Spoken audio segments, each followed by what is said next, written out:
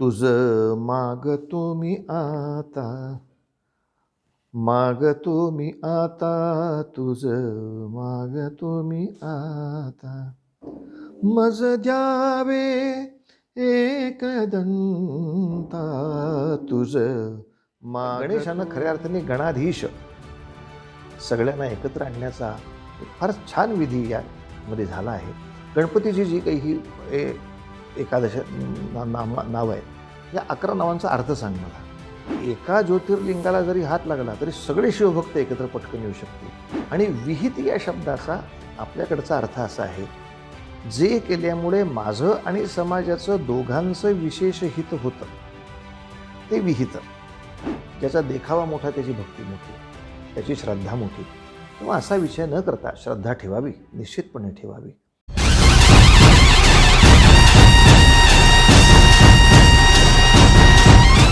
नमस्कार मंडळी, पुन्हा एकदा तुम्हाला नव्यानं भेटताना प्रचंड आनंद होतोय. खरं तर मंडळी, उत्सव आणि मीच्या पहिल्या पर्वात म्हणजेच बाप्पाला नक्की काय हवंय यात तुम्ही आमच्यावर भरभरून प्रेम केलं आणि त्यामुळे आम्हाला एक नवी ऊर्जा मिळाली पुन्हा एकदा दुसरं पर्व घेऊन येण्याची आणि दुसरं पुष्प बाप्पाच्या चरणी अर्पण करण्याची. मंडळी, कॉस्मिक कॅनव्हास प्रस्तुत उत्सव आणि मी पर्व दुसरे ग्लोबल गणेश फेस्टिवलच्या या नव्या कोऱ्या भागांमध्ये आणि पहिल्या भागात मी अभिषेक विरकर तुमच्या सगळ्यांचं मनपूर्वक स्वागत करतो. बरं का मंडळी, सगळ्यात महत्त्वाचं ते म्हणजे तुम्ही हे नवीन कोरे भाग जाणून घेण्यासाठी आमच्या चॅनलला सबस्क्राईब करा बरं का, शेअर आणि कमेंट करा, म्हणजे नवीन ऊर्जा मिळते आम्हाला. तर मंडळी, सुरुवात करूया या दुसऱ्या पर्वातील पहिल्या भागाला.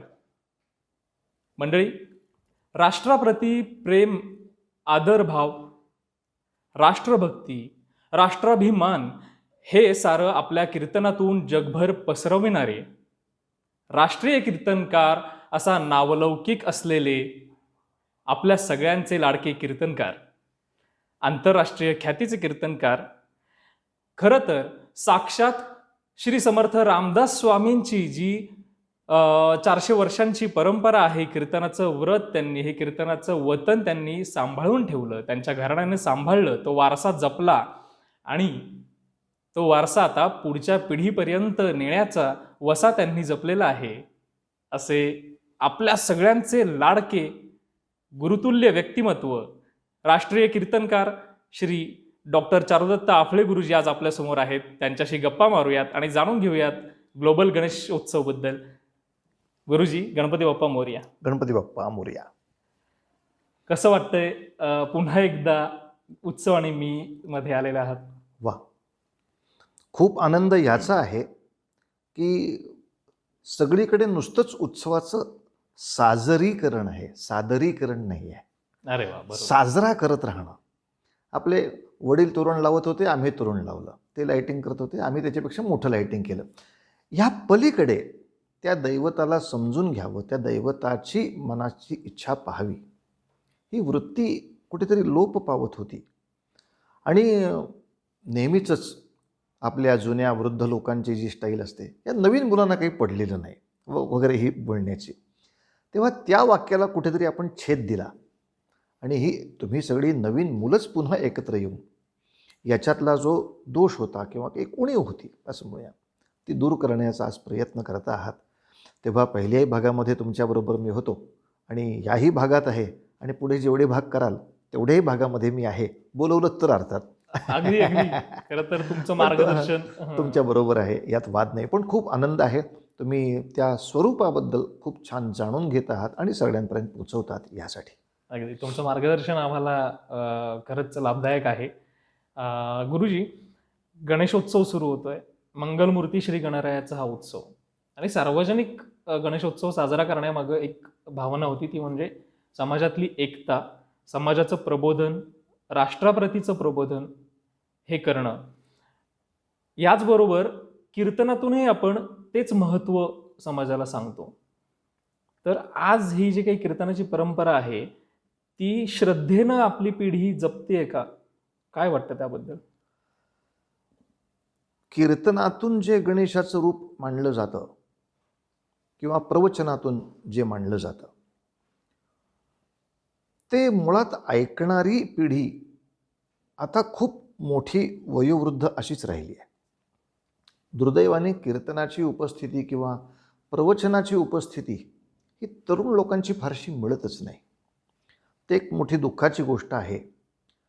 पण जरी त्याचं थोडंसं निरूपण ठीक असलं तरी ते एक श्रद्धेनं ऐकलं जातं, यात वाद नाही. पण थोडासा त्याच्यामध्ये एक वैगुण्याचा भागसुद्धा आता अलीकडे असा आला आहे की थोडंसं मनोरंजन करण्यासाठी, म्हणजे ते अधिक चटपटीत व्हावं यासाठी मग काही आपल्या मनोकल्पना त्याच्यामध्ये घालून काहीतरी त्याला चटपटीतपणा आणण्यासाठी थोडा सवंगपणा करून अशा रीतीनं काही वेळेला ते चरित्र मांडलं जातं आणि मग परिणामतः आपल्याला जो मूळ हेतू पाहिजे तो नष्ट होतो आहे. पण तरीसुद्धा अगदी दुःख व्यक्त करायची काही आवश्यकता नाही. काही प्रमाणात काही शाळा याच्यावरती एक चांगला प्रयोग करत आहेत की शाळेमध्येच ह्या विषयावर कीर्तन ठेवायचं किंवा महाविद्यालयामध्ये या विषयावर कीर्तन ठेवायचं की ज्यायोगे हे चरित्र आपल्याला कीर्तनातून मांडता येईल. नेहमी आपण कोणतीही वस्तू किंवा कोणती व्यक्ती समजावून घ्यायची असेल तर आपण 3च प्रकाराने समजून घेतो. त्याचे 3 प्रकार होतात. एक त्याचं स्वरूप कसं आहे, मूर्ती कशी आहे, रूप कसं आहे. म्हणजे अगदी एखाद्या उद्योगपतीचा सुद्धा मला अभ्यास करायचा असेल तर तो दिसतो कसा, हे पहिलं आम्ही त्याच्याशी टॅली करतो. नंतर मग पुढे येतं तो वागतो कसा, म्हणजे त्याचं चरित्र काय आहे, त्याचं रूप काय आहे, त्याचं चरित्र काय आहे, आणि तिसरी गोष्ट येते त्याचं तत्त्वज्ञान काय आहे. अरे वा. तेव्हा रूप, चरित्र आणि तत्त्वज्ञान असं 3ही जेव्हा आपण समजून घेतो तेव्हा आपण खऱ्या अर्थाने त्या गोष्टीला किंवा त्या व्यक्तीला समजून घेतो असं आहे. पण तू म्हणलास तसं असं होतं की ते अशा काही श्रद्धेनं ऐकलं जातं की ते तत्त्वज्ञान राहू दे, ते छान आहेत, ते ऐकून आम्हाला खूप छान छान वाटतंय आणि आम्ही खूप छान आहोत, संपलं. अरे पण ते तत्त्वज्ञान ऐकून तर घेऊन ना, नको नको, त्याची काही आवश्यकता नाही. आम्हाला मोदक मिळालेलं आहे आणि वी आर सॅटिस्फाईड. असं थोडंसं श्रद्धेच्या नावाखाली का होईना पण एक अल्पसंतुष्टता, तत्त्वज्ञानाकडे न जाता पूजेतच मला आनंद आहे किंवा भजनातच फक्त आनंद आहे, बाकी तर मला समजून घ्यायची इच्छा नाही, अशी पण एक दुर्दैवी अवस्था आहे. समग्र दर्शन घ्यायची इच्छा नाही. पण आम्ही तो प्रयत्न करतो की या कीर्तनांच्या माध्यमातून जेवढी त्याची समग्रता सगळ्यांच्यापर्यंत पोचू शकेल तेवढी जर पोचली तर ते खऱ्या अर्थाने पूर्ण दर्शन केल्यासारखं होईल. अन्यथा आता मी कोणाचं नाव घेत नाही, कारण कोणाचंही नाव घेतलं तर उगाच त्याची जाहिरात आपण केल्यासारखं होईल किंवा नाही न केल्या. तुम्ही कुठलंही म्हणा ना, एक गाजलेला चित्रपट कलाकार घ्या किंवा गाजलेला एखादा खेळाडू घ्या किंवा गाजलेला एखादा तुम्हाला आवडता नेता घ्या, तुम्ही त्याला समजावून घेता म्हणजे काय काय समजावून घेता, तो दिसतो कसा, त्याचं चरित्र, त्याची घटना काय झाल्या आणि त्याचं तत्त्वज्ञान काय आहे. मग हीच नियमावली आपण देवादिकांना का नाही लावत आहे. तो श्रद्धा हा विषय काढलाच म्हणून एवढं बोलणं आलं की दुर्दैवाने श्रद्धा चांगली आहे पण श्रद्धेने एक झापड पण अशी बसते की बाकी काय ऐकायची आम्हाला गरज नाही, आमची श्रद्धा आहे, तो आमचं सगळं चांगलं करतो आहे, आम्ही त्याचं सगळं चांगलं करतो आहे आणि आम्ही सुखी आहोत. तर श्रद्धेपेक्षा सुद्धा ज्ञानाच्या डोळ्याने त्याच्याकडे जास्त पाहावं आणि अजून आपली एक उन्नती, प्रगती सगळ्यांनी करून घ्यावी ही त्यामागची इच्छा आहे.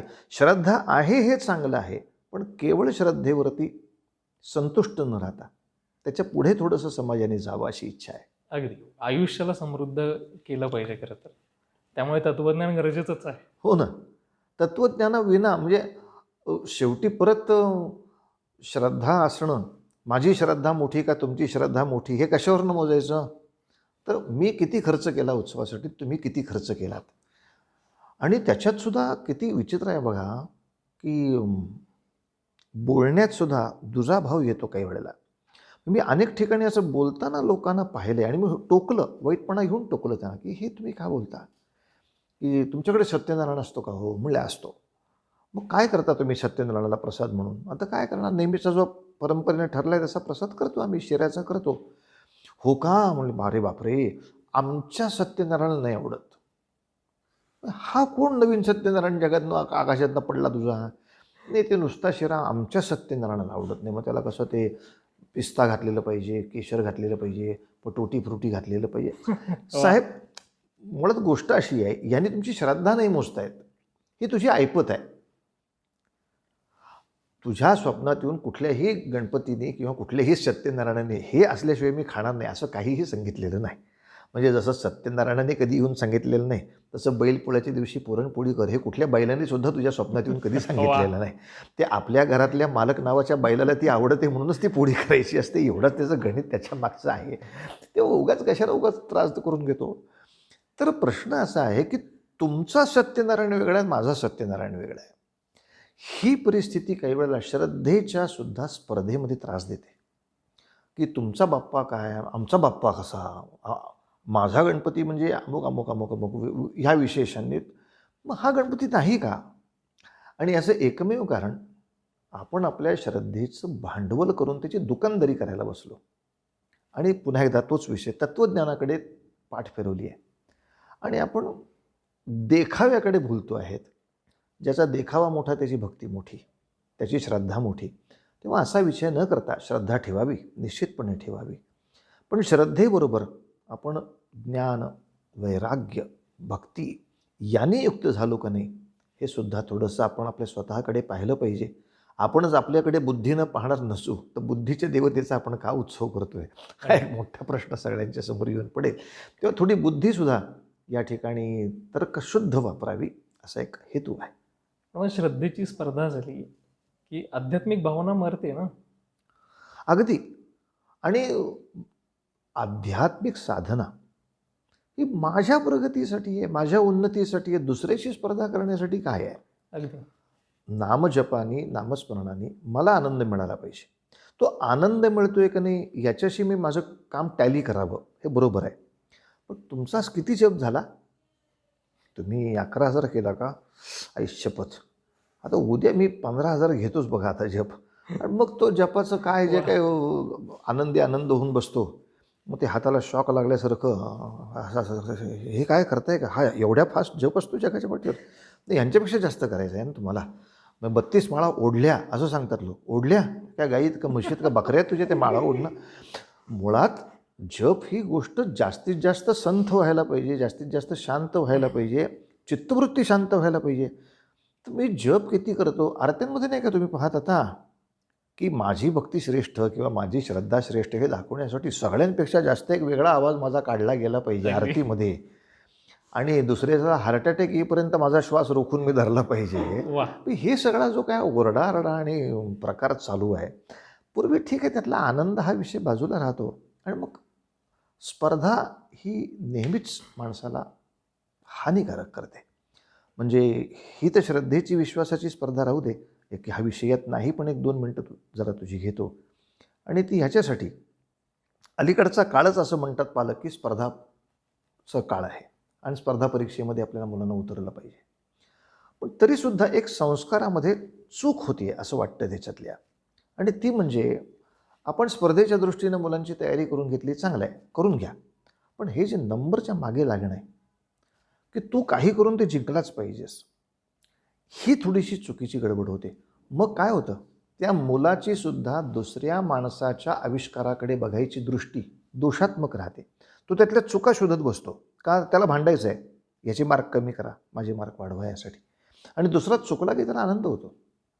म्हणजे स्पर्धेमुळे किती एका विकृत मनोवस्थेकडे चाललो. म्हणजे गायनाच्या स्पर्धेमध्ये उतरणाऱ्या मुलाला पालकांनी खरं सांगितलं पाहिजे, तुझा नंबर नाही आला तरी चालेल, पण 10 चांगल्या गोष्टी शिकून ये, तुला काय नाही येत ते तिथे पहा. स्पर्धा करायची तर ती गुणांची स्पर्धा करणं, तो किती चुकला याचा आनंद का घेतो?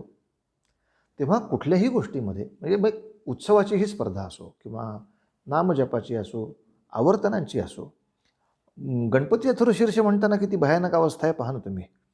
म्हणजे मग ते त्वमेव केवलं कर्तासि, त्वमेव केवलं धर्तासि, त्वमेव केवलं हर्तासि, हे जे त्यातले स्वर आहेत, उच्चार आहेत, हे सगळे बाजूला करून माझे फक्त 11च्या ऐवजी तुम्ही 11 करता का माझे 21 झाले पाहिजेत. आणि मग ज्याचा काही ते शब्द म्हणतही असतील एखाद्या वेळी, पण त्याचा उपयोग नाही ना काही.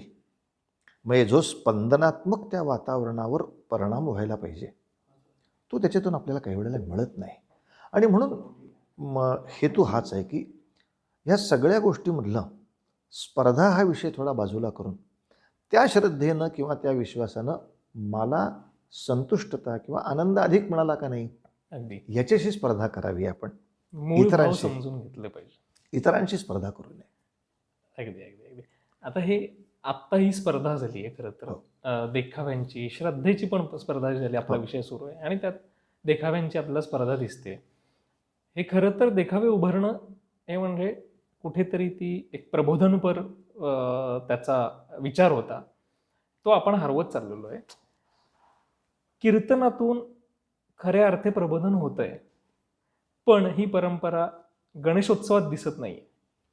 तर गणेशोत्सवात पुन्हा एकदा कीर्तनाची परंपरा आणून त्याचा समाजावर कसा प्रभाव पाडते? प्रयत्न तर चालू आहे, पण कीर्तनाचं प्रमाण खूप अल्प दिसतं आहे याच्यात संशय नाही. किंबहुना त्याच्याकडं बघण्याची पण दृष्टी तीच झाली आहे. म्हणजे अगदी प्रामाणिकपणे सांगायचं तर गणपती उत्सव सुरू व्हायच्या आधी एक महिनाभर साधारण दिवसाला एक 15-20 तरी फोन येतात कीर्तन पाहिजे यासाठी, की आमच्या गणपती उत्सवात तुमचं कीर्तन पाहिजे. बट ठीक आहे.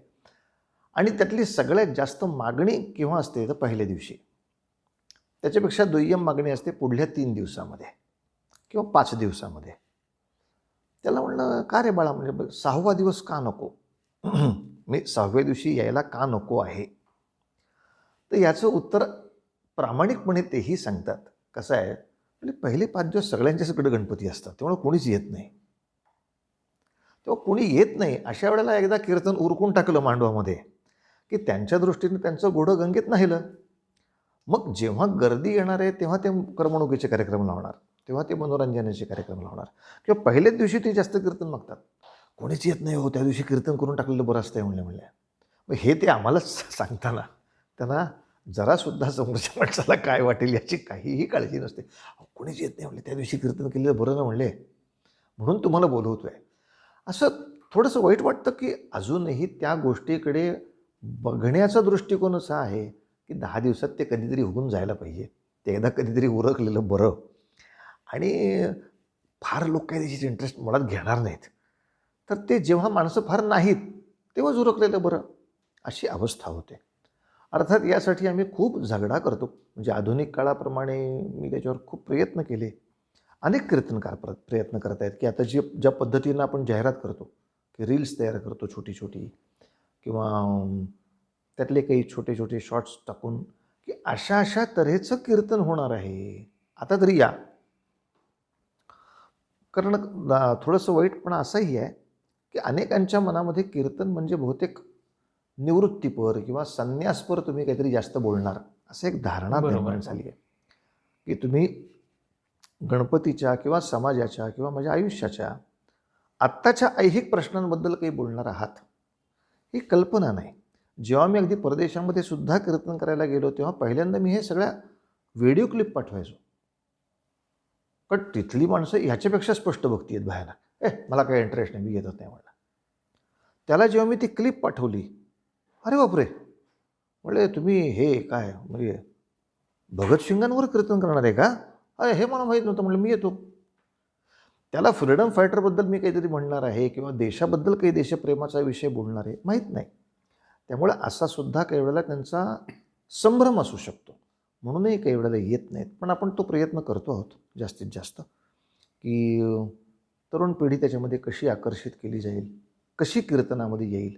कारण कसं आहे, कीर्तनातून जे प्रबोधन होईल ते दुसऱ्यातून नाही होण्यासारखं. म्हणजे सगळ्या कलाप्रकारांच्याबद्दल आदरभाव ठेवून सुद्धा सांगणं आवश्यक आहे. कारण कीर्तनामध्ये मुळात प्रबोधनाचा भाग 80% असतो आणि मनोरंजनाचा 20% असतो.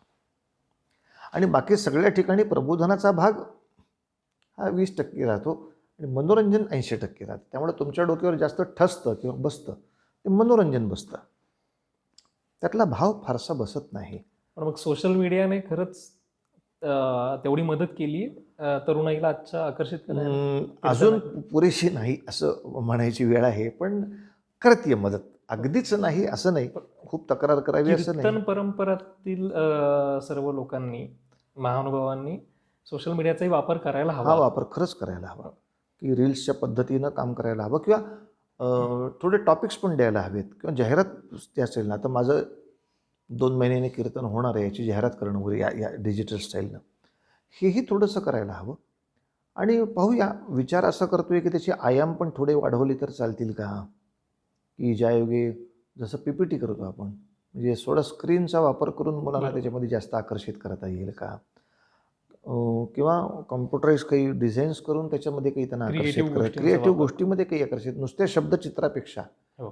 ते प्रत्यक्ष चित्र उभं करून काही त्यांना आकर्षित करता येईल का? किंवा गाण्यांच्या मध्ये सुद्धा पारंपरिक जी कीर्तनाची गाणी आहेत ती तशीच ठेवून नवीन काही चांगली गाणी त्याच्यामध्ये समाविष्ट करून, म्हणजे आमचे बाबा पूर्वी हा प्रकार करायचे की काही प्रसिद्ध ट्यून्स जे असायच्या त्याचे थोडं रिमिक्स करायचे तयार, आणि त्यांनी एक वेगळी तरुणाई ते खेचायचे त्याच्यामध्ये. तर ह्या पद्धतीनं आत्ताच्या नवीन चाललेल्या युगाप्रमाणे काही नवीन संगीताचा त्याच्यात अंतर्भाव करून परंपरेला हात न लावता असं काही करता येईल का, म्हणून प्रयत्न सुरू आहे. पाहूया बाप्पा काय त्याला यश देत होते, पाहूया. अगदी यश मिळेलच नक्की. हो. तुम्ही परदेश दौराही करता, कीर्तनांचे कार्यक्रम असतात उपक्रमात. तर आपला गणेशोत्सव हा जवळजवळ 175 देशांमध्ये साजरा केला जातोय. हो. तुम्हाला तो गणेशोत्सव कसा दिसतो कीर्तनाच्या अंगानं? तिथे सुद्धा थोडी परिस्थिती अशीच राहिली आहे की इव्हेंटवर लक्ष जास्त आहे मटेरियलपेक्षा. अच्छा. म्हणजे सगळ्यांचे ड्रेसेस कोड छान झाले पाहिजेत, किंवा फेटे छान झाले पाहिजेत, रॅली छान झाली पाहिजे आणि मग शेवटी क्रमाने मोदक छान झाले पाहिजेत, नंतर रांगोळी खूप छान झाली पाहिजे, अमुक तमुक तमुक, मग यांची जबाबदारी खूप छान पडली, त्याचे सगळ्याचे सत्कार झाले पाहिजेत. वेल अँड गुड, नॉट बॅड. पण प्रश्न असा आहे की या सगळ्या गोष्टीमधून मला गणेश पुराणातली एखादी कथा माहिती झाली पाहिजे, याची स्पर्धा फारशी कोणाकडे नाही आहे. अगदी. किंवा प्रणम्य शिरसा देवम, गणपतीची जी काही ही एकादश नाव आहेत, या 11 नावांचा अर्थ सांग मला. तर ह्यातलं मला काही आलं पाहिजे, ह्याच्याकडे फारसं लक्ष दिलं जात नाही. आता एक चांगली गोष्ट झाली आहे की ह्या साजरे करण्याबरोबर थोडंसं अथर्वशीर्ष म्हणून घेतलं जावं, किंवा ही गणपतीची स्तोत्र म्हणून घेतली जावीत, अगदीच नाही तर मराठीतली किंवा स्तोत्र म्हणून घेतली जावीत. ह्या तऱ्हेनं आहे, थोडे मेडिटेशन आहे, ध्यानधारणा आहे. पूर्वी जे नुसतं ढोल ताशा पथकावर सगळं समाधान होतं, त्याच्यापेक्षा आता थोडी प्रगती आहे, नाही अशातली गोष्ट नाही. पण गणेश गीता काय आहे, किंवा गणेशाच्या तत्त्वज्ञानाप्रमाणे भारतामध्ये कोणी कसं वागलं, असं वागल्यामुळं काय यश मिळालं आणि असं न वागल्यामुळं काय तोटे झाले, याच्या पुढच्या काळामध्ये वर्तनामध्ये या गणेश गीताप्रमाणे काय फरक करायला हवा. साधारण याच्यावर कुठलंही चिंतन न होता आता याच्या पुढच्या उत्सवामध्ये साधारणतः कसं परत सेलिब्रेशन असेल, ह्याच विचारामध्ये कुठेतरी ते थांबतं आहे आत्ता अजूनही कुठेतरी. तरी आम्ही जेव्हा जेव्हा जिथे जिथे परदेशामध्ये प्रयत्न करतो तिथं मग किमान गणपतीवरची पुराणं, मुद्गल पुराण आहे, ह्या सगळ्या ऋषींची त्याच्याबद्दलची माहिती, असं सगळं देण्याचा प्रयत्न करतो. मग आहे 100तल्या 2 लोकांना काय होईना ती एक उत्सुकता लागते की आता पुढच्या वेळा गणपती उत्सवात आलात की ह्याच्यापेक्षा वेगळं काही गणपतीवरचं पुराण असेल तर आम्हाला सांगा बुवा, की त्याच्यातला सुद्धा गणपती आम्हाला जाणून घ्यायची इच्छा आहे. तेव्हा अशा तऱ्हेनं पाहूया. अजूनही सेलिब्रेशनवरचं लक्ष, ते सेलिब्रेशन असून नाही असं अजिबात म्हणणं नाही, ते आवश्यकच आहे. म्हणजे आपल्या जीवनात नाही तर केव्हा आपण नाचणार आपल्या घरी काय आता वाढदिवसाला आणि बारशाला काही नाचायचं पण बंद झालं आहे सगळं. तेव्हा ढोल ताशा लेझिम घेऊन नाचलं पाहिजे, यात वाद नाही आहे. पण ते झालं म्हणजे सगळं झालं, हा जो फील येतो आहे की अरे नाही, मी एक पण गणपतीची गोष्ट लक्षात घेतली नाही, किंवा मी सांगू नाही शकत आहे त्यातली कथा किंवा त्यातलं तात्पर्य किंवा त्यातलं मर्म. तर शिवाजी महाराजांचा उत्सव झाला, ढोल लाजा लेझिम झालं, सगळं झालं, आणि मी जर म्हटलं सांग रे शिवाजी महाराजांचे, नाही मला गोष्ट वगैरे काही येत नाही बाबा मला, असं जर म्हटलं तर आपल्याला कसं वाईट वाटतं की अरे शिवाजी महाराजांची एवढी मिरवणूक तू काढली का, काढण्याची इच्छा अजिबात इच्छा नाही, उलट त्याच्यात तू फेटा घातलास हेच खूप झालं असं म्हणायची वेळ आहे. पण तुला गोष्ट एकही नाही माहिती त्यांची, असं नको नको करू. असं थोडंसं कुठेतरी उत्सवाबद्दल होऊ नये असा आपण एक प्रयत्न करतो आहोत. खरं तर आपला उत्सव जागतिक पातळीवर वर आला पाहिजे, एक ठसा उमटला पाहिजे, याचा आपण प्रयत्न करतो. आणि आहेत बरेच व्यक्ती आहेत, तुम्ही आहात, आपला अनेक. उत्सव परंपरा आंतरराष्ट्रीय लेवलला घेऊन जाण्यासाठी. ह्यात असे कोणते घटक आहेत जे खरंच ह्या उत्सवातून, आपल्या गणेश उत्सवातून आंतरराष्ट्रीय पातळीवर आपली संस्कृती, कला आणि परंपरा ह्या प्रकर्षानं दाखवून देऊ शकतात? असे कोणते घटक आहेत कीर्तनासोबतच? कीर्तनासोबत सगळेच जवळजवळ, म्हणजे खाद्य संस्कृती इथूनही सुरुवात जरी केली तरीसुद्धा आपल्या पदार्थांचं पौष्टिकतेच्या दृष्टीनं वैशिष्ट्य आणि चमत्कृतीच्याही दृष्टीनं वैशिष्ट्य. म्हणजे आज अनेक फॉरेनर लोक याही चमत्कृतीसाठी येतात की कुठनंही कट दिसत नसताना मोदकामध्ये सारण गेलं कसं, किंवा सँडविच म्हटलं की ते तुकडे केले पाहिजेत ना त्याचे, काही का पुरणपोळीत पुरण जातं कसं, आणि जिलबीच्या नळीत पाक शिरतो कुठनं. त्यातलं एक मॅजिक आहे. मॅजिक बरोबरच त्यातली पौष्टिकता. म्हणजे ह्या खाद्यसंस्कृतीपासून सुद्धा भारतीय परंपरांचं एक मोठेपण, वैशिष्ट्य त्यांच्यापर्यंत पोचतं. म्हणजे खाद्यापासून नृत्य तर आहेच, वादच नाही. नृत्य आहे, नाट्य आहे, वादन आहे, की ज्या नृत्य नाट्य वादनाचं तुम्ही व्यासंग अगदी 80व्या वर्षीपर्यंत जरी केलात तरी तुम्हाला आनंद आणि आरोग्यच आहे.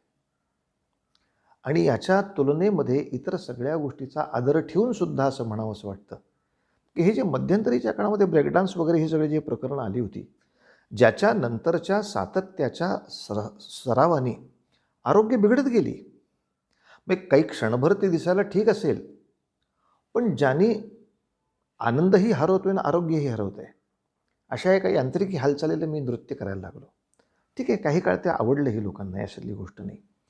पण नृत्याविष्कारातून असो, संगीताच्या आविष्कारातून असो, नाट्याच्या आविष्कारातून असो, एक चांगला संस्कार आणि आनंद शोधायचा आपण प्रयत्न करतो. तितकंच खेळ आपले, म्हणजे अगदी लाठीकाठीपासून लेझिम हाही आपण तसा खेळ म्हणूनच मानलेला आहे, तेव्हा मलखांबापर्यंत या सगळ्याचं ब्रँडिंग आपण खूप छान पद्धतीनं केलं आहे. आणि गणपती उत्सवाच्या निमित्ताने हे पण खेळाचे सामने होतात, ते खूप चांगलं आहे. कुस्तीचे सामने होत आहेत, काही ठिकाणी खो खो हुतुतूसारखे सामने होत आहेत, की ज्यायोगे ठीक आहे क्रिकेट, फुटबॉल हे सगळं थोडी इंग्रजी खेळ असतील, आपले पारंपरिक खेळ. पण आपल्या पारंपरिक खेळामध्ये ते वैशिष्ट्य लोकांना जाणवतं की ज्याच्यामध्ये दोन्ही टीम पूर्ण वेळ कार्यरत असतात.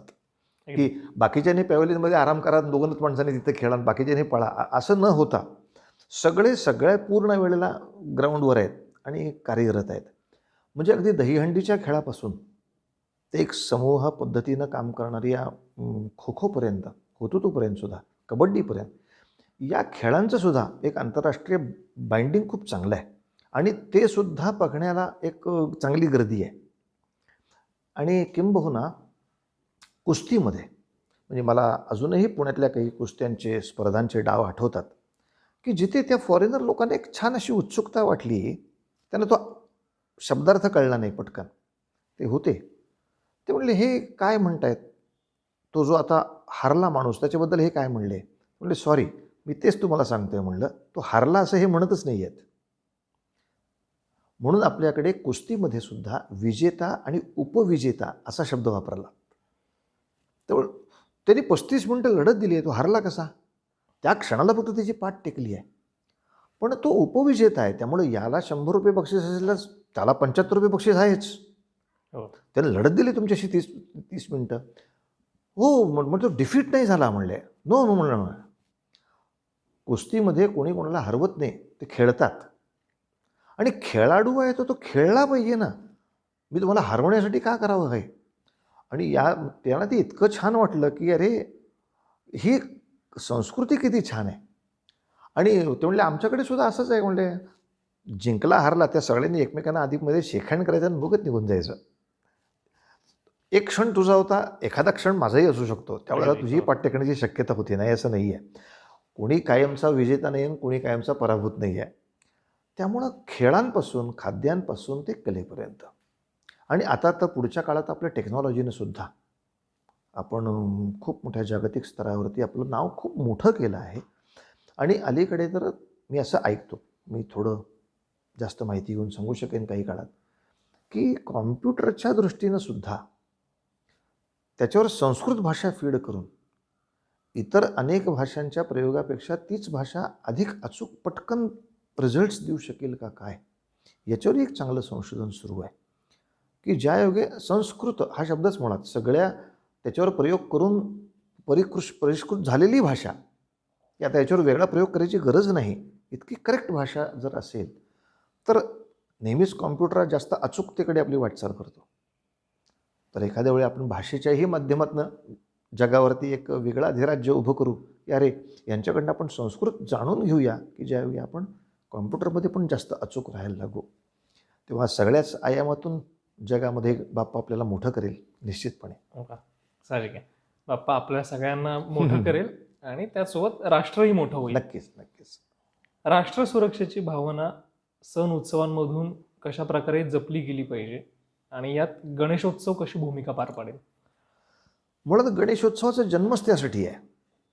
म्हणजे गणपती उत्सवाच्या सार्वजनिक गणपती उत्सवाची सुरुवात जर पाहिली तर सुरुवातीचा इतिहास हेच सगळं सांगतो की भारतामध्ये एक विलक्षण विचित्र दंगे जेव्हा उसळले आणि सज्जन माणसं मार खाऊ लागली, तर अनेक समाज धोरणांच्या डोक्यात ते चिंतन चाललं होतं की अरे बापरे, सज्जनांचं रक्षण कोण करणार आणि कसं करणार. आणि थोडासा प्रश्न असा होता, शंकरांचे भक्त एकत्र करावे तर ते विष्णूचे लोक म्हणणार आम्ही त्यांच्याबरोबर जात नाही, विष्णूचे करावे ते शंकराचे म्हणणार आम्ही जात नाही, शक्तीचे करावे तर हे म्हणणार ह्यांच्याबरोबर येत नाही. हे सगळं प्रकरण सोडवायचं कसं. आणि गडबड अशी झाली, मुंबईमध्ये एका गणेश मंदिराला धक्का लागला आणि त्याचा परिणाम असा झाला की तिथे दर्शनाला येणारे सगळ्या पंथाचे लोक होते. आणि मग ती सगळी सज्जन शक्ती जी एकवटली, आमच्या गणपतीला तुम्ही का हात लावला, मग दंगा जो उलटला, तिथं त्या समाज धोरणांच्या डोक्यामध्ये चक्र फिरलं. अरे की शैव असो, वैष्णव असो, शाक्त असो, बुद्ध असो, जैन असो, प्रत्येक पंथामध्ये गणपती ही एकत्रच देवता आहे, सगळ्या ठिकाणी पूज्य आहे. म्हणजे शैवांमध्ये वैष्णवांमध्ये समान पूज्य देवता, जैनांमधली समान पूज्य देवता गणपती आहे. हे लक्षात आल्यामुळं मग तो उत्सव असा सार्वजनिक पद्धतीनं केला की ज्यायोगे आता सज्जनांना धक्का कोणी फारसं लावू शकणार नाही. का, आता गणपतीला धक्का म्हणजेच सज्जनांना धक्का, राष्ट्राला धक्का, असं झालं. आणि आजतागायत आपल्या गणपती उत्सवाने ही परंपरा पाळली पण आहे. म्हणजे अगदी लोकमान्यांच्या कालखंडामध्ये आपण जर लक्षात घेतलं तर थोडा इतिहास पाहिला तर लक्षात येईल, तेव्हा प्लेगाची साथ खूप जोरात आली होती. आणि गणेशोत्सवाचे तेव्हा कार्यकर्ते हे केवळ उत्सवापुरते कार्यकर्ते तेव्हाही नव्हते आणि आताही नाही आहेत. म्हणजे ते 12ही महिने चांगल्यापैकी सामाजिक कार्य करणारीच माणसं आहेत. कोणी वनीकरणाचं काम करत असेल, कोणी प्रबोधनाचं काम करत असेल, कोणी कुठली काम करत असतील, ते गणपती उत्सवाच्या निमित्ताने एक येतात इतकंच मुद्दा, पण ते वर्षभर काम करतात हे नक्की. तर त्या प्लेगाच्या साथीमध्ये तो संसर्गजन्य रोग होता. आता ही प्रेतं कोण उचलणार, ती स्मशानात कोण नेणार, किंवा डॉक्टरचे कॅम्प लावलेत तिथे रुग्ण कोण आणून सोडणार. तर यासाठी आपल्या गणेशोत्सवाच्या कार्यकर्त्यांनी प्रचंड मोठी सेवा केलेली आहे. म्हणजे गावोगावच्या गणपती उत्सवाच्या कार्यकर्त्यांनी स्ट्रेचर्स कसे बनवायचे हे शिक्षण घेऊन ती संसर्गजन्यतेची भीती बाजूला करून रोग्यांवर उपचार करणं किंवा स्मशानातल्या, आज कोरोनामध्ये आपण जे सगळं पाहिलं, हे सगळं काम त्यावेळेला टिळकांतल्या त्या काळातल्या लोकांनी केलं होतं. आणि आजही मला अगदी माझ्याही जीवनातली एक घटना मला आठवते की जेव्हा दुर्दैवाने मुंबईमध्ये 2 पोलिसांचा समाजातल्या काही कंटक लोकांनी भर रस्त्यामध्ये खून केला. हातगाडीवर बांधून त्यांचे एक एक अवयव तोडून त्यांना मारलं होतं, पोलिसांना मारलं होतं. आणि दुर्दैवाने एक मतांचं राजकारण आपल्या महाराष्ट्रात असं विचित्र फिरलं की याच्यावर कारवाई नाही होऊ शकली. त्या पोलिसांच्या बाजूनं कोणच नाही दुर्दैवानं. आणि त्यांच्या बाजूनं उभं राहिलो तर आपण त्या जमावाच्या विरोधात उभे राहू, जमावाच्या विरोधात गेलो तर माझी मतं जातील, पुढची निवडणूक आडवी आली आहे. अशा काळामध्ये गणपती उत्सवांनीच आपल्या उत्सवाच्या साजरे करण्यामधले प्रचंड पैसे वाचवले आणि एक प्रचंड मोठे धनादेश त्या दोन्ही पोलिसांच्या घरी जाऊन देण्यात आले.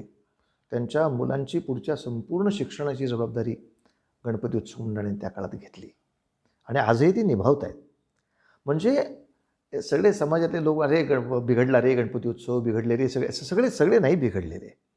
कुठेतरी कोपऱ्यात घाण असेल एखादी, ती साफ केली की गणेशोत्सव पुन्हा एकदा समाजाची सेवा करण्यासाठी आणि राष्ट्राची सुरक्षा करण्यासाठी टिळकांच्या काळापासून कटिबद्ध होता आणि आजही आहे. म्हणजे आजही गणपती उत्सवाच्या मांडवाचा दबदबा आहे, दरारा आहे.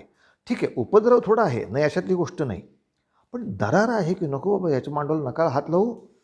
कारण आता शंकर विष्णू देवी हे वेगळे राहणार नाहीत, सगळे एकत्र येऊन तुला ठोकतील. तेव्हा याच्या भक्ताला सहसा हात लावू नको. म्हणजे गणेशानं खऱ्या अर्थाने गणाधीश सगळ्यांना एकत्र आणण्याचा एक फारच छान विधी यामध्ये झाला आहे.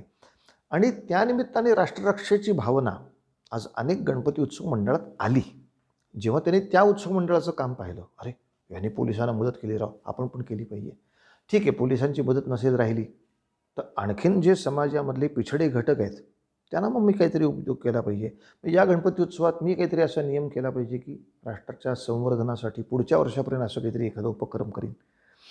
ही प्रेरणासुद्धा अनेक गणेशोत्सव मंडळांमध्ये आली आणि अतिशय उत्तम तऱ्हेनं आज मी कीर्तनाच्या निमित्ताने इतक्या ठिकाणी फिरतो आहे आणि इतके सुंदर पद्धतीने हे कार्य चालू आहेत. म्हणजे गणपती बाप्पांनी तर आणखीन एक चांगली सगळ्यांना सद्बुद्धी दिली आहे. ती म्हणजे महिन्यातनं किंवा 15 दिवसातनं तुम्ही सगळे सज्जन नुसते एकत्र आलात तरी ती दहशत असते. ज्या दहशतीवरच बाकीचे सगळे जिंकतात. तर ही त्यांनी बुद्धी दिल्यामुळे फक्त गणपती उत्सव नव्हे तर दर चतुर्थीला, म्हणजे काय, महिन्यातनं 2च वेळा, तर अशा अनेक गावांमध्ये दर चतुर्थीला त्या गणपतीच्या मंदिरामध्ये येणाऱ्या लोकांची संख्या आता अशी वाढली आहे की अरे बापरे, त्या संख्येकडे बघूनच नको बाबा. अशी एक आपोआपच सज्जनतेची सुरक्षा या गणेशाच्या उपासनेतून खूप चांगल्या तऱ्हेनं चालू आहे. आणि हे सगळे कार्यकर्ते उद्या राष्ट्ररक्षेच्या वेळेला निश्चितपणे राष्ट्राच्या रक्षणाला उभे राहणार, यात वाद नाही. अगदी सुरक्षेची भावना जागृत होणं खूप गरजेचं आहे आपल्या समाजात आणि उत्सवातून आपण ते दाखवून देतोय, मांडतोय. आपण जागतिक पर्यटकांना आपल्याकडे आकर्षित करतोय. हो. ठीक आहे.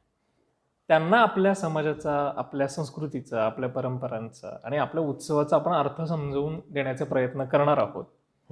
पण कुठेतरी आपण आपलीच लोक जी आहेत ती हा अर्थ विसरतायत का, आणि मग त्यांचं प्रबोधन आपण कधी करणार आहोत? बरोबर, अगदी बरोबर. की विश्वगुरू होण्याचे आपण सगळे स्वप्न पाहतो, पण तुझ्या आचरणाबद्दल काय? पण त्याला दोन्ही कंगोरे आहेत. की एक समाजातला घटक असा आहे की जो हे सिद्ध करून देऊ शकतो आणि परकीय पर्यटकांच्या मनावर निश्चित चांगला प्रभाव करू शकतो. हां, आता त्यांच्या श्रद्धेला सुद्धा थोडा तडा देईल अशी वर्तन करणारी एक संख्या आहे. पण त्या संख्येवर पुन्हा एकदा एक शासकीय पद्धतीनं किंवा सामूहिकरित्या थोडंसं नियंत्रण आणलं तर हे प्रकरण सुटण्यासारखं आहे. पण निश्चितपणे तुम्ही म्हणला तसं आपणही थोडंसं त्या दैवताचं प्रकरण नीट समजून घेतलं तर आपण त्यांना ते नीटपणे छान समजावून सांगू शकू. की नाहीतर मग ते काय विचार करणार, what is this elephant God, म्हणजे हे काय, की कुठलंही माणसाचं डोकं जर असं आडवं कापलं आणि हत्तीचं डोकं कापायचं असेल तर ते उभं कापायला गेलं,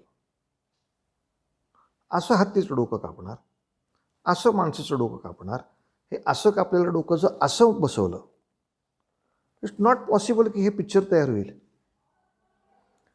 तर मुळात ही जी अशी जर काहीतरी कल्पना तुम्ही डोळ्यासमोर आणली, व्हॉट इज एलिफंट गॉड, तर आपल्याकडच्या माणसाला किमान तेवढं सांगता यावं की हे बायोलॉजीचं पिक्चर नाही आहे, हे जीवशास्त्राप्रमाणे किंवा ऑपरेशन थिएटरचा आदर्श द्यावा याचं ते चित्र नाही आहे, हे एक संस्काराचं चित्र आहे.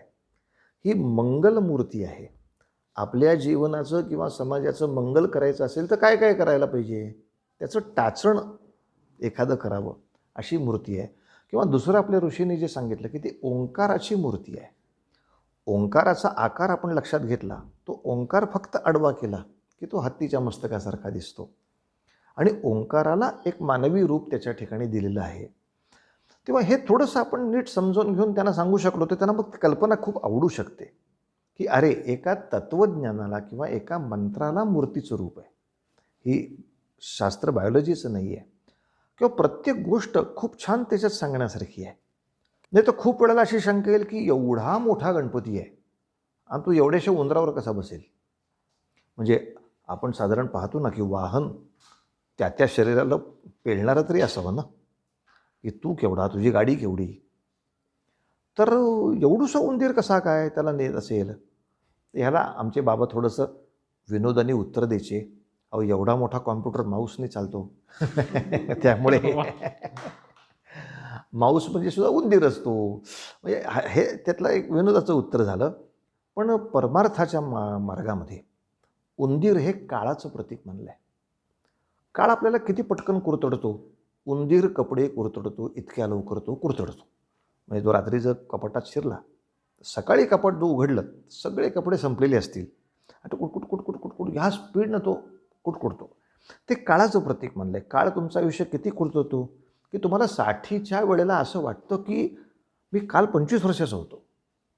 हा मधला वेळ गेला केव्हा, कुठे गेला, काय गतीनं गेला तुम्हाला कळतही नाही.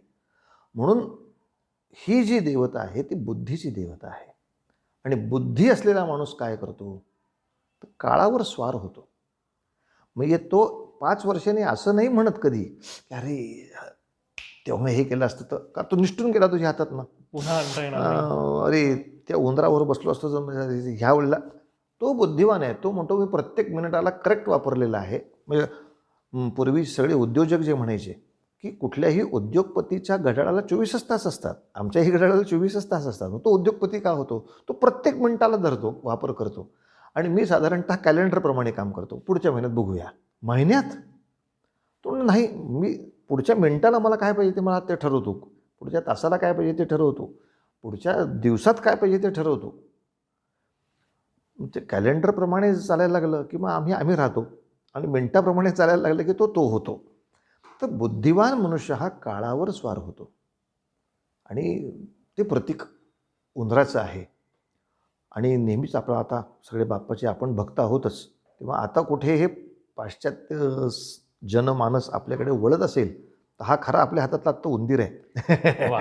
हा आपण वाया घालवायला नको आहे. अगदी. याच वेळेला आपण आपल्या दैवताची चांगली माहिती घेऊन जर इतरांपर्यंत पोचवली तर इट विल बी ग्रेट. म्हणजे आपण खूप काही ग्रेट अचीव करू त्याच्यामध्ये आणि करूया प्रयत्न, बघूया. अगदी अगदी त्याला यश मिळेलच. बाप्पा आहे त्याचा आशीर्वाद घ्यायचा. अध्यात्मातून राष्ट्राप्रती एक नातं घट्ट होण्याचा प्रयत्न होताना आपल्याला पूर्वीही दिसत होते. हो. तर ते कसे प्रयत्न पूर्वी व्हायचे आणि ते आता कसे होत आहेत? आध्यात्मिक क्षेत्रामध्ये आपल्याकडे स्तोत्र उपासना किंवा मंदिर उपासनेला नितांत महत्त्व आहे. आणि आपल्याकडच्या अनेक स्तोत्रांमध्ये हा सातत्याने भाव उच्चारला जातो की सर्वम खलविदं ब्रह्म.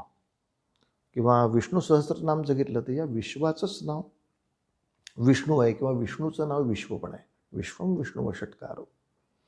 किंवा अगदी संत वाङ्मयाप्रमाणे आपण गेलं तरीसुद्धा तीर्थ विठ्ठल, क्षेत्र विठ्ठल, माता विठ्ठल, पिता विठ्ठल, गोत्र विठ्ठल, गोत्र म्हणजे गणगोत सगळे, हे सगळे माझे विठ्ठल स्वरूप आहेत. किंवा पूर्वीच्या भाषेत संस्कृतात म्हणायचे हे सगळं ब्रह्मस्वरूप आहे. तेव्हा मला जर ब्रह्माची प्राप्ती करून घ्यायची असेल किंवा ब्रह्म जाणायचं असेल तर या सगळ्यांचं रक्षण आणि या सगळ्यांचं संवर्धन हे मी करणं अत्यावश्यकच आहे. त्याशिवाय मी त्यापर्यंत पोचू शकणार नाही. या भावनेतनं एक विलक्षण तऱ्हेची सामाजिक जाणीव त्या काळात उभी राहायची.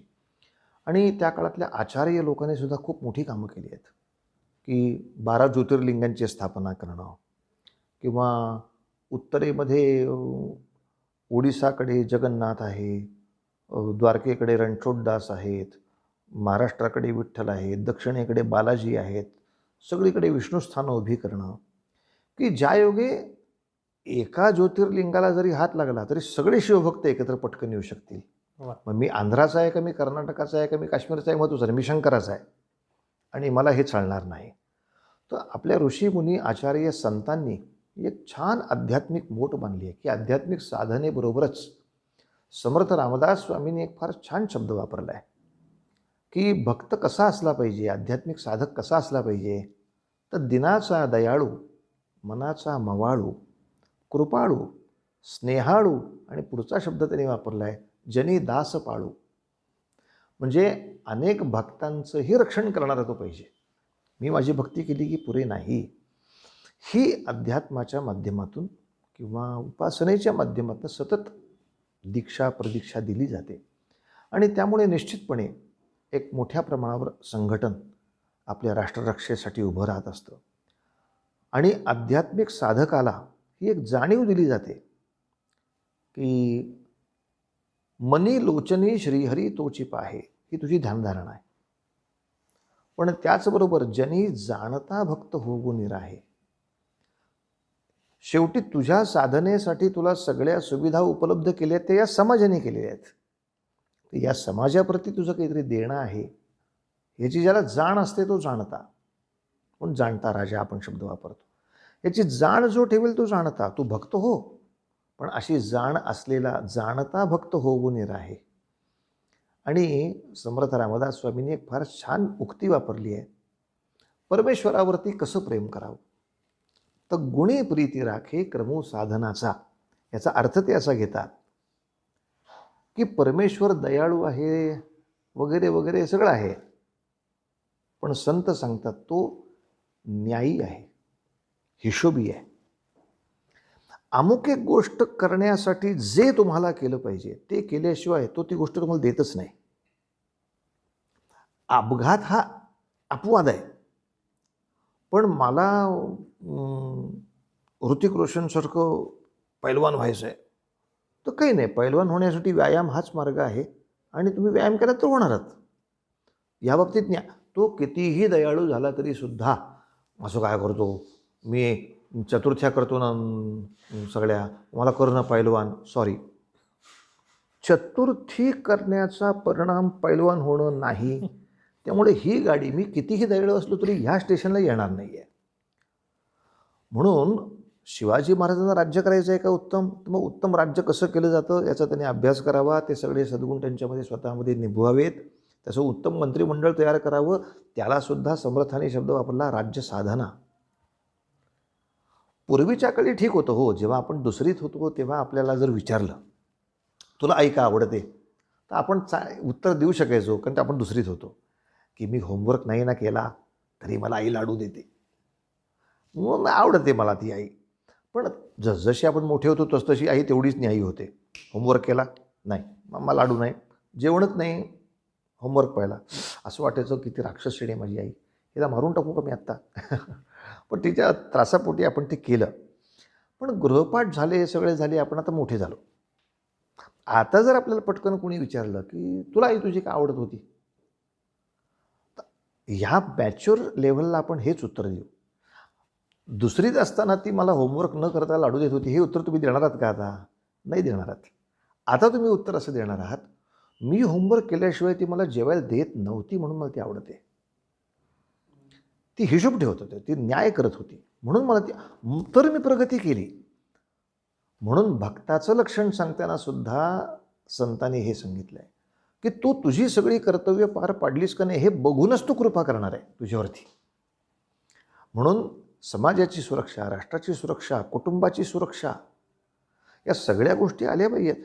किंबहुना काही वेळेला असं वाटतं की उत्सवामध्ये हे जे सगळे ढोल ताशापासून वेत्रचर्मापर्यंत सगळे उद्योग आहेत ना, हे आपल्याला पुढच्या संघर्षाला सिद्ध करण्यासाठी शरीर काटक व्हावं, अधिक कष्टाला झेलणारं व्हावं आणि व्यायाम करण्याचा त्रास न होता गणपतीसाठी नाचतो आहे त्यामुळे ते आनंदाचं व्हावं यासाठीच बहुतेक ते केलं असं वाटतं. की वारीमध्ये सुद्धा संगीताच्या माध्यमातून मागे पुढे पाय टाकत राहिलं तर 5 किलोमीटर न चालणारा माणूस 50 किलोमीटर चालतो आहे आणि त्याची क्षमता वाढते आहे. तर माझ्या क्षमता मी वाढवल्यात त्या माझ्या साधनेसाठी जशा वाढवल्यात तशाच अर्थातच दुसऱ्यासाठी धावण्यासाठीही मी ती वाढवलेली असते क्षमता. दुसऱ्याच्या अनेक माझ्या या दैवी कारणांसाठीही मला उपयोगी पडावी म्हणून वापरली असते.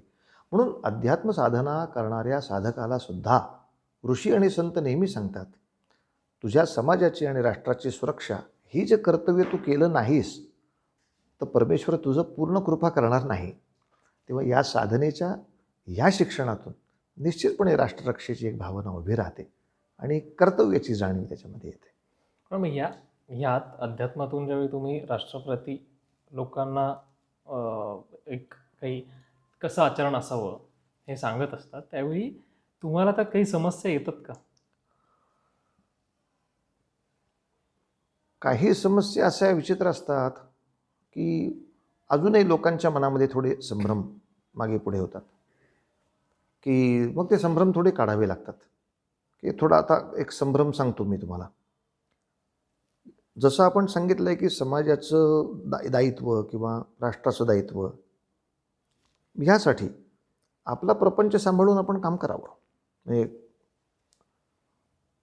आणि मग आम्ही उदाहरण देणार. गोरा कुंभारांनी प्रपंच सांभाळून अध्यात्म साधलं, सावतामाळीने प्रपंच सांभाळून साधलं, किंवा नरहरी सोनारांनी साधलं, रोहिदासांनी साधलं. तर आपला व्यवसाय उत्तम तऱ्हेने सांभाळत त्यांनी नामस्मरण केलं आणि हे सगळं साधलं. तर अशा ठिकाणी एक प्रश्न असा येतो, म्हणजे सोनारांनी सोनाराचं काम केलं, नामस्मरण साधलं, अध्यात्म साधलं, मग चोरासाठी हा नियम चालेल का? प्रामाणिक प्रश्न आहे त्याचा, की चोर जर म्हटला मी प्रामाणिकपणे चोरी करतोय का नाही, पर चोरी करण्यासाठी व्यवसायाला जे जे आवश्यक आहे ते सगळं पाहिजे का नाही? स्किल पाहिजे, अप्रेंटिसशिप पाहिजे, पुन्हा पोलीस मागे लागले, माणसं मागे लागली, धावलं पाहिजे, पडलं पाहिजे, मार खाल्ला पाहिजे, घामाचा पैसा फुकटचा आहे का साहेब? म्हणजे कष्ट आहेत का नाही? आणि खाली बरी तर राहते, कधी चांगले पैसे मिळतात, कधी नाही मिळत पाकिट म्हणजे त्याच्यामध्ये. आता काय करणार त्यामध्ये? पण म्हणलं मी पाकिट मारायला जायच्या आधी स्वामींच्या मठात जाणार, मी दर्शन घेणार. म्हणलं तिथं कशाला जातो मारायला रे तू? तिथं लिहिलं असतं की म्हणलं भिवू नकोस, मी तुझ्या पाठीशी. असं ते वाचलं की मला जरा आनंद वाटतो.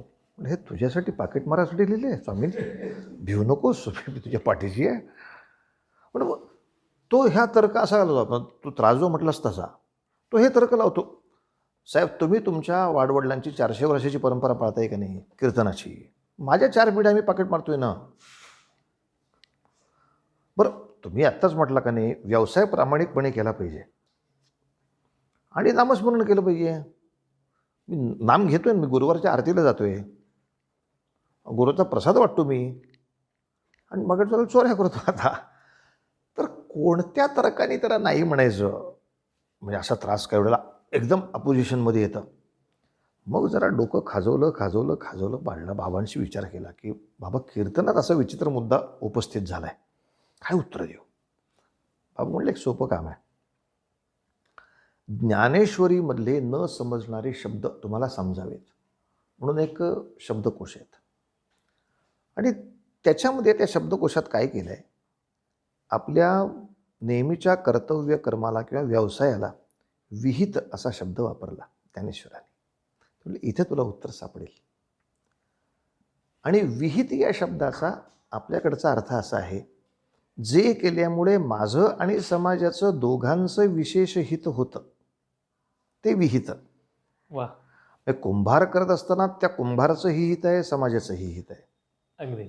माळीचं काम करताना माळ्याचं हित आहे, समाजाचं हित आहे. चोरी करताना ते आहे का? हा, बिलकुल नाही. म्हणून त्याला विहित हा शब्द लागत नाही, की ज्याच्यामध्ये तुझंही भलं होत आहे आणि लोकांचंही भलं होतं आहे असा कुठलाही व्यवसाय. असा करत असताना तू आध्यात्मिक साधना आणि राष्ट्रसाधना केलीस तर तुझा नक्की उद्धार आहे. तेव्हा प्रबोधन करताना हे त्रास होतात, समस्या खूप येतात. आणि आता ही तर तार्किक समस्या झाली, आता मीडियममुळे तर आणखीन समस्या आहेत. म्हणजे माझ्या बहिणी आता इंग्लिश मिडियममध्ये शिक्षिका आहेत, मग त्या म्हणतात कॉन्व्हेंटची मुलं येत रे, त्यांना काहीतरी गणपतीबद्दल सांग रे, उत्सव आहे रे. आणि मग आम्ही आपलं मोडक्या आमच्या भाषेत सांगणार की गणपतीची मूर्ती आपण समजून घेतली पाहिजे, की गणपतीचे कान कसे सुपासारखे आहेत. हे खो खो खो खो कराटे हसतायत. म्हणलं हो, हाय यू लाफिंग? हे सगळे हसू म्हणले, सर गणपतीचे कान सुपासारखे आहेत, it is impossible because soup is liquid. आणि जो काही थांबलं माझं कीर्तन 5-10 मिनटं, सूप इज लिक्विड. बरं त्याची चूक नाही ना, त्याने आपल्या घरातलं सूप बघितलंच नाही आहे, त्याला टॉमॅटो सूप आणि मंचो सूपच फक्त माहिती आहे. आता गणपतीचे कान सूपासारखे आहेत ही कन्सेप्टच तो समजून घेऊ शकत नाही आहे माझ्यासमोर. त्या उत्सवापासून ठरवलं पुढल्या वेळेपर्यंत आपण घरून एक सूप घेऊन जायचं आणि दाखवायचं, ह्याला सूप असं म्हणतात. आणि मग त्याची प्रक्रिया दाखवायची की ज्याच्यात दाणे राहतात आणि फुलपट उडतात. तर आपले कान कसे पाहिजेत, की लोकांनी सांगितलेलं ऐकावं, त्यातलं जे तथ्य आहे ते ठेवावं, नको ते उडवावं, असं ते सांगतो आहे. म्हणजे इतक्या लेव्हलनी प्रॉब्लेम येतात प्रबोधन करताना, की हे कान काय सुपासारखे असतात काय, काय चेष्टा करता काय. किंवा मंगलमूर्ती म्हटलं मी, मांगल्याची मूर्ती, त्यालाही अपोजिशन केलं होतं पोरांनी. एवढं मोठं पोट असणं काय मांगल्याचं दर्शन आहे का म्हणले. पोट कसं स्लिम पाहिजे माणसाला.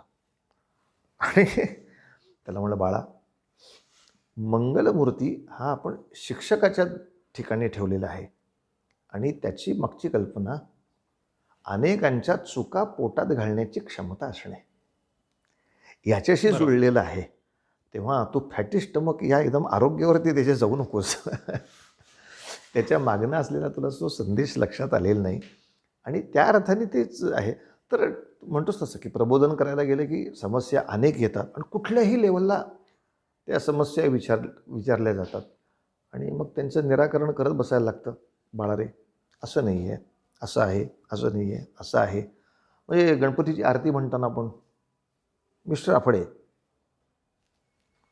घोड्याच्या तोंडाला जी पिशवी असते त्याच्यात चणे टाकलेले असतात आणि तो घोडा खात असतो, त्या पिशवीला मराठीत तोबरा असा शब्द आहे.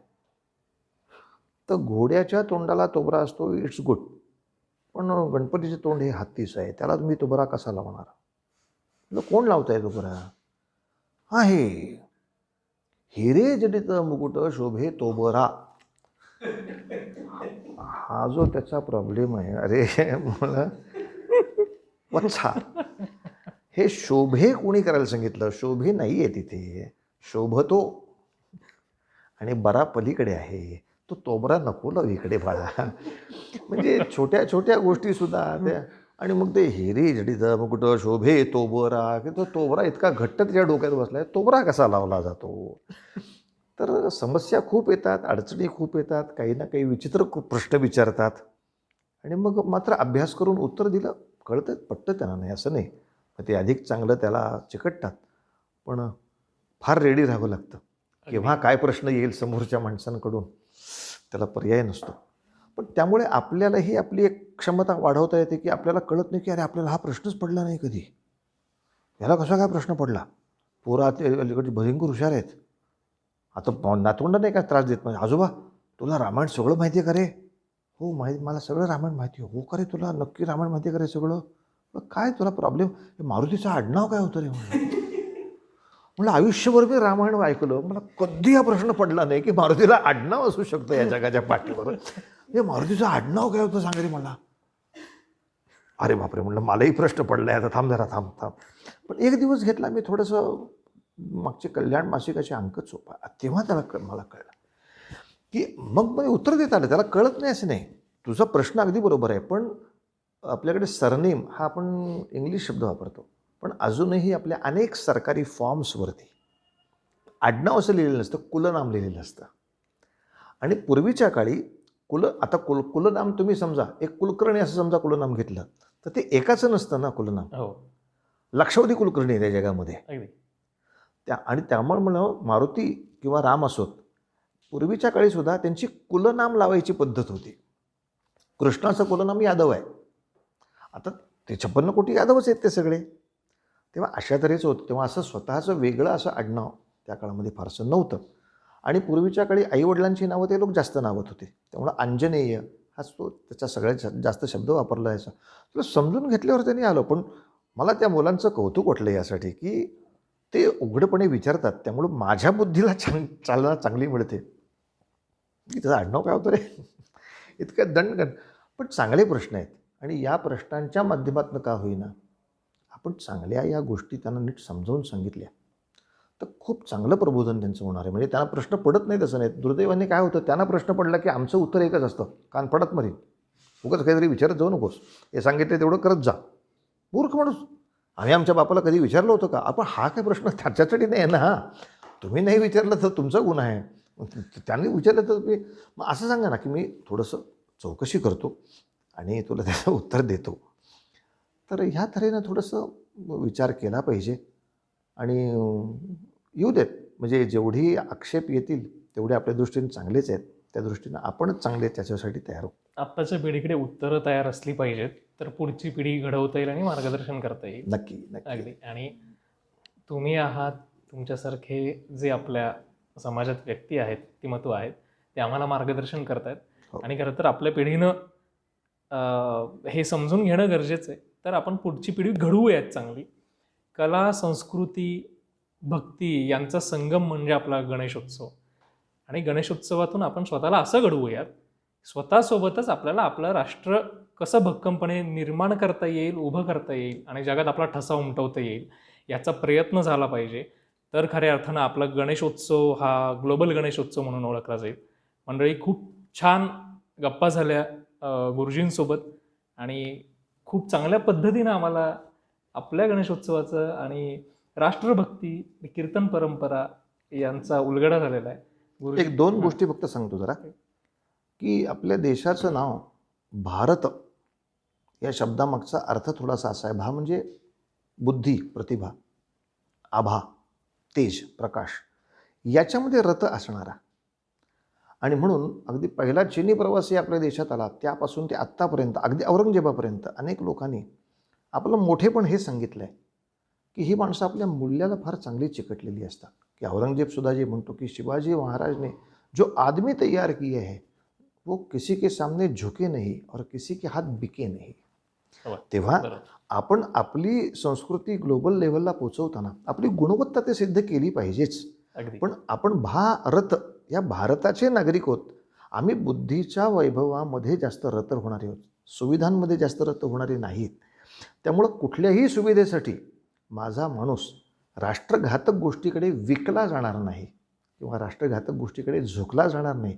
हे आपण आपल्या गुणवत्तेबरोबरीने जेव्हा सिद्ध करू तेव्हा खऱ्या अर्थाने आपली राष्ट्ररक्षा आणि आपलं नाव सगळ्यात जास्त उज्ज्वल होईल. नाही तर आपण हुशार आहोत पण तुम्ही जास्त पैसे दिले की हे तुमच्याकडे येतात बरं का. हे तुमचं आमचं चित्र गुणवत्तेबरोबर यायला नको. तो सत्य असेल तर तुझ्या मागे उभं राहील, सत्य नसेल तर तुला तोडवल्याशिवाय राहणार नाही. तेव्हा त्याच्या उगाच वाटेल जाऊ नको. अशा तऱ्हेनं एक विश्वात्मक सामाजिक मूल्य जपणारे आणि गुणवान भक्त, असं भारत आणि भारतीय संस्कृती याचं नाव आपण मोठं करूया. अगदी अगदी. गुरुजी, गणपती बाप्पाकडे एक मागणं. गणपती बाप्पाकडे काय मागणं? मागणं हेच आपल्याला त्या ठिकाणी द्यायला लागेल की तुझं मागतो मी आता, मागतो मी आता, तुझं मागतो मी आता, मज द्यावे एकदंता, तुझं मागतो मी आता. की बाबा रे, तुझ्यामध्ये सगळे जे सद्गुण आहेत त्या सद्गुणांचं दान आम्हाला दे आणि आमच्याकडून सुद्धा स्वतःची आणि समाज राष्ट्राची मंगलमूर्त तू घडव. हेच गणपतीपाशी मागणं. वा, गणपती बाप्पा मोरया. मोरया.